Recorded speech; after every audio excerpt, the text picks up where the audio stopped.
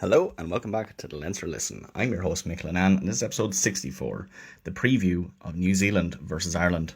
This is a special one today because I don't have any of my recording equipment, so I'm going to have to do this all in one take on my phone, so hopefully the quality is decent, but I wanted to get one out for you because this is a special one and we know with the All Blacks coming up we have to have an episode for it. So I suppose the topics we'll discuss today are the Nations Championship game predictions, the details of our game, team lineups, score and man of the match prediction. Well, we'll start straight into it since I don't have any little filler sounds for this.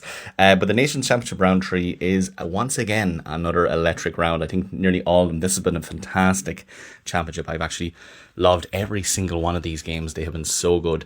But let's start off with the main event here, and it's New Zealand versus Ireland, and that is at 8:10 a.m. and it's in Auckland in Eden Park. Obviously, the one I'll have to tip for that is Ireland because we know we're going to win it. Next up, we have Japan versus France. That's at 20-10 in Tokyo. And I think France are going to win that. They are just so on point. It is ridiculous. Next up, we have Australia versus Italy. That is at 11:10 a.m. in Perth. And I do think Australia are going to shine through that one. They've just been not great getting to that final bit and they just kind of pushed through to the end. But I think they're probably evenly matched here with Italy. So I do think Australia are going to come out on top there. Next up, we have Fiji versus Scotland. That is at 2:10 p.m. and it's in Edinburgh. So, look, I think we've seen what happened so far. Fiji got a red card in the last one, so they're down that person from match ban. They're just not really on point at the moment. They're obviously making an awful lot of money having all these games in the Northern Hemisphere, but they do have that difference in travel and home venue. So Scotland, I think, have just been on form as well. You've seen it against South Africa. They are very, very dangerous in their attack play. So I think Scotland are going to win that one. Next up, we've South Africa versus Wales, and that is at 4:40 p.m. in Durban. And I will just straight away say South Africa. No further comment. And then last but not least, we have Argentina versus England at 8:10 p.m. in Santiago del Estero.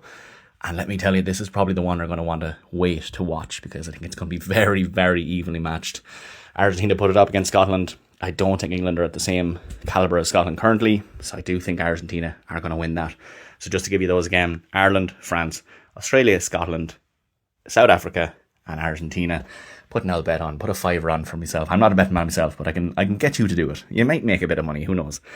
Details of our game there. Kickoff is at 8:10 a.m. as I said on Saturday. The weather there is 9 to 15 degrees, a very mild Auckland winter evening. Light southwesterly winds and dry conditions expected. That is RTE weather there for you. The venue is Eden Park in Auckland, 50,000 seat capacity. And that is the All Blacks fortress, lads. They have not lost since 1994 in that stadium. 52 consecutive tests won. What a thing we're going to break for them. But look, they'll have another 20 years to get that same record up going. But we are going to smash that record. Next, just on that, we had the referee there is Nic Berry. And Nic Berry, actually, I quite like him as an Australian referee. Lets things flow. Obviously, he's well used to doing Southern Hemisphere rugby refereeing. He was also the TMO for the grand final of the URC in Croke Park. So, good old referee there. Nothing too crazy coming out of it, hopefully. Hopefully don't have a Chicago event where someone gets a red card immediately. Where you can watch it, well, if you're lucky enough to be over in Eden Park, I hate you, but fair play. But if not, you have Virgin Media 1 being the main domestic viewership for that. Obviously, if you're not in Ireland, you have the likes of Sky Sport, and UK, I think, has ITV. So, loads of places to watch it, but it's very early, so you have to get up to watch it. Now, the main event here, the Ireland lineup, and let me tell you, there has been another 9 changes since the Japan game. Obviously, we're going to restore the what we call the first team there. Yeah, not putting anything down, but we're probably better off if we're going to play that team again against New Zealand. I think we get hammered. Now, a spoiler alert here: Robert Baloucoune is back, and Sean Jansen is on the bench. He has got himself a perfect little position on the bench, and he deserves it after the game. That in his debut, absolutely stellar. Anyway, let's get into it. In the backs, number 15, Hugo Keenan. Number 14, Robert Baloucoune. Number 13, Gary Ringrose. 12, Stuart McCluskey. 11, Jimmy O'Brien. 10, Sam Prendergast. And number 9, Jemison Gibson Park. Into the forwards there, number 1, Tom O'Toole. Number 2, and our captain, Dan Sheehan. Number 3, Tyke Furlong. Number 4, Big Joe McCarthy. Number 5, James Ryan. Number 6, Tyke Byrne. Number 7, Josh van der Fleer. And number 8, Jack Conan. Into the bench there, we have number 16, Ronan Kelleher, number 17, Jeremy Lockman, number 18, Thomas Clarkson, number 19, Nick Timoney, number 20, Sean Jansen, number 21, Craig Casey, number 22, Kieran Frawley, and last but not least, the man himself, number 23, Bundy Aki. So, yeah, who's in and who's out from that before we go into the All Blacks line-out? Well, a couple of them rested there. Jamie Osborne obviously not finding his place on that team. Robbie Henshaw has been dropped. Jacob Stockdale notably has been dropped as well. Feel for him. I don't think he got enough ball out and he was taken off to be replaced very early on in the game. I think he just wasn't given the opportunities to really showcase his skills, and that was partly because we never really got it out to him. Kieran Frawley obviously is in there, but the one thing I will say about that is I think he's a dynamic back, right? Because he's probably after taking it off Osborne, because Frawley can play obviously 10 and then he can also play full back. So unfortunately for Osborne, he's getting the kick for that. But who's in? Yeah, Keenan obviously back at full back there. Baloucoune back from injury on the wing. Going to be very good stuff coming from him, I hope. Prendergast back at 10 as well. Gibson Park at 9. The one thing I am quite surprised about here is that Nathan Doak hasn't been put as the replacement scrum half. And now look, it's nothing against Craig Casey as a whole. I just think Nathan Doak was a little bit better when he came on than Craig Casey had played. So very strange there that Nathan Doak just yet again isn't given the opportunity to play in very big games. But anyway, apart from that, you have a lot of players who have to come back there. You know, the likes of Josh van der Veer. Jimmy Bryan has retained his place once again. Big Joe McCarthy back in, all these big hitters. But nicely enough there as well, you have Jeremy Loughlin, who is back after his concussion ruled him out against Japan. So fantastic to have him back. I think he's a very good forward to bring on, especially just in about the 60th minute. He brings an awful lot of flair and power with him. So the New Zealand lineup, this is the big one, right? 4 personnel changes from their win over Italy. You probably expected a little bit more maybe. I thought maybe they played a lesser team to play Italy, but they didn't really. They played nearly a full force team. They kind of wanted to show a bit of force against them. So there's only one positional change there. Tupu Vai shifts from lock to blindside flanker. It's the only really change there. And then one I would have talked about quite a bit already is Josh Murby. He's starting on the left wing and he had a very impressive debut against Italy off the bench. So without further ado, let's go through them. Now, in the backs, number 15, Damien McKenzie. Number 14, Will Jordan. 13, Quinn Tupea. 12, Jordy Barrett. 11, Josh Murby. 10, Ruben Love. 9, Cam Roygard. Into the forwards there, number 1, Ethan de Groot. 2, Cody Taylor. 3, Terrell Lomax. 4, Josh Lord. 5, Patrick Tuipulotu. 6, Tupu Vai. 7, Luke Jacobson. And number 8, their captain, the man himself, Ardi Savea. The bench there, you have 16, Asafu Amua. 17, Xavier Numia. 18, Fletcher Newell. 19, Anton Segner. 20, Peter Lakai. 21, Cortez Ratima. 22, Anton Leonard Brown. And last but not least, 23, Caleb Clark. So, the 5 to know from that New Zealand one. If you've watched any sort of New Zealand game at all, you'll know these. You'll probably be able to name them before I say them. Straight away, you have to talk about Ardi Savea. Absolutely mental player. He plays for Honda Heat in Japan. Obviously making a nice bit of money over there, but he obviously comes back for the All Blacks. Will Jordan there, obviously, Tasman Mako. Absolutely electric player. He is dangerous every time he has the ball. You just don't know what he's going to do. Obviously, the man himself, Jordy Barrett as well. He's any of the Barretts, really. It's surprising there isn't more Barretts on that team. It's probably once, I say, in a long time that I've looked at the team sheet from New Zealand, there wasn't 2 or 3 Barretts named. But fantastic player as well. And then last but not least, Cody Taylor. Cody Taylor is a fantastic player. I think he plays for the Crusaders currently, so definitely watch them. Bench list there, Ireland are 5-3, New Zealand are also 5-3, so we're evenly matched in that. But I suppose, who to watch then for Ireland? Well, Sam Prendergast obviously restored at 10. Kieran Frawley had not a fantastic game. If you were to talk about actually the dynamicism of the game, his kind of structure, his support and his kicks just really didn't land properly there.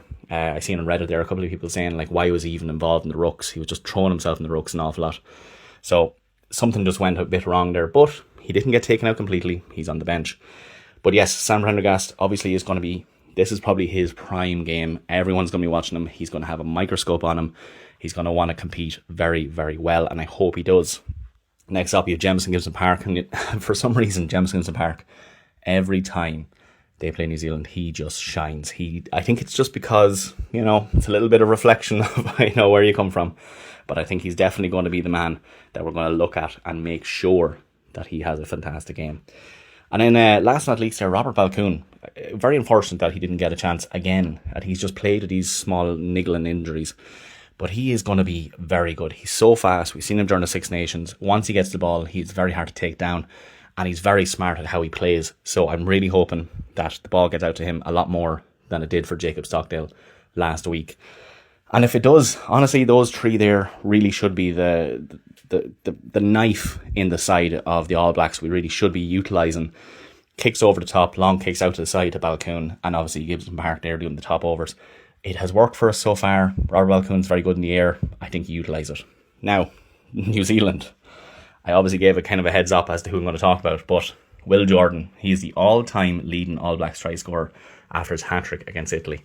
50 test tries from 56 caps. That is a stat you do not ignore. I can't ignore it. So, Will Jordan, I think our rush defence is going to target him properly, right? I think that's probably the one that we're going to use against him. It will work. But if he breaks through, he is so fast and he's so good at passing the ball under pressure. Offloads non-stop. I think that's the kind of New Zealand play it, really in general. Once they go to ground, it's really quick offload play. Something that we kind of struggle with. I think Argentina, our bogey team, tend to do that an awful lot as well. So we need to lock that down immediately. Next up there, you have Ardi Sevilla. Obviously, he's the captain, 108 test caps there, and he's the heartbeat of that team. He's the Hurricanes' back row. And look, I mean, Ireland's pack, we've Furlong, Sheehan, we Byrne there. We're as physical as anything, but he is just as physical. And I suppose he's faced even more physical than that. So he's going to set the tone for New Zealand's breakdown and carrying game. I think we do need to lock him down, especially because he's one of those players I just love if he was to come to Leinster just for one season, just to see what happens. Don't know if there would be a lot of people who would appreciate that. And then last but not least, Damon McKenzie. Obviously starting a full back, 76 test caps. He's tried, he's tested. He is a Chiefs superstar. He kicks very long and he attacks the line very quickly. So we're going to have to make sure that him and his three backs do not, or him in the back three don't get free rein to run around our pitch, because that we're going to be under pressure with him. But yeah, McKenzie, he can turn around the game very easily with a counter-attack. He's very fast. Most of those players are actually super fast. I think they focus on speed rather than physicality in those ones. But yeah, it's a bit crazy. I suppose moving over there to the previous games, last meeting was 8th November 2025, and that was in the Aviva Stadium. Yeah, Ireland obviously lost that one. We won't talk too much about that one. But look, the thing is, I think the one we were all talking about before was the one that happened in Chicago, and that was a bit of a mismatch. I think it was a bit of a poor display.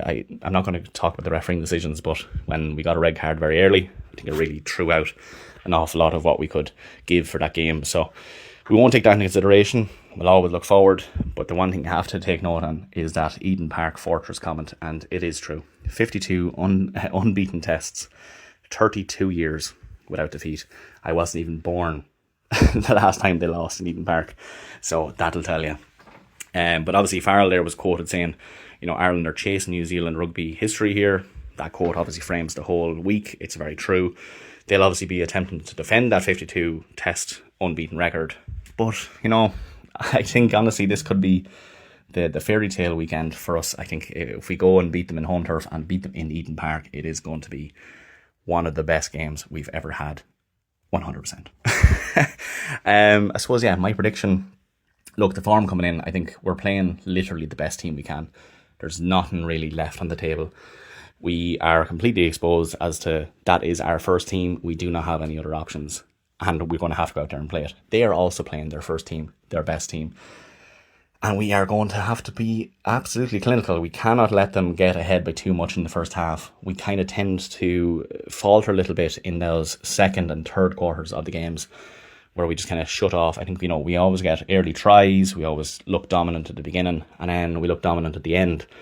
But you can't have that against New Zealand. You cannot give them a moment where they are in control. We have to keep them under pressure non-stop. But honestly, I do think we'll do it. Now, the odds coming out of that, outright, New Zealand are 1-5 on and Ireland are 10-3. So the bookies don't have us. I have us. It's grand. The handicap you can have where New Zealand are -11 is even money. So we're under pressure here from the bookies and all the bookmakers and the pundits. But look, I'm going to call it here. I'm going to say it's going to be a very, very, very close game. I'm going to say Ireland 29, New Zealand 27. Man the match there. I'm very hard fixated here that I would say Sam Prendergast. I just don't think he's going to get it. Who I do think might get it though is Big Joe McCarthy. Big Joe has everything on his shoulders. He is going to have to be the man of the lineouts. Him and Dan Sheehan, if they get the lineouts fixed and they get them under control, we have it. I think we'll definitely utilise that set piece, and if we can do that, I think Big Joe McCarthy for man of the match. And that's it, folks. Yeah, this is a bit of a strange episode. There's obviously none of the nice little music at the beginning, none of the nice music at the end, and none of those little sound bites in the middle of the stop. Me having to talk out of my breath, which I just realised was actually a saving grace for me. But anyway, hopefully it wasn't too bad. Hopefully the quality is good. But look, I just wanted to get an episode out, and come on, lads. Ireland have to have it. You know we're there. We're going to do it. We're going to break that record. Let's go. And as always, thanks for listening.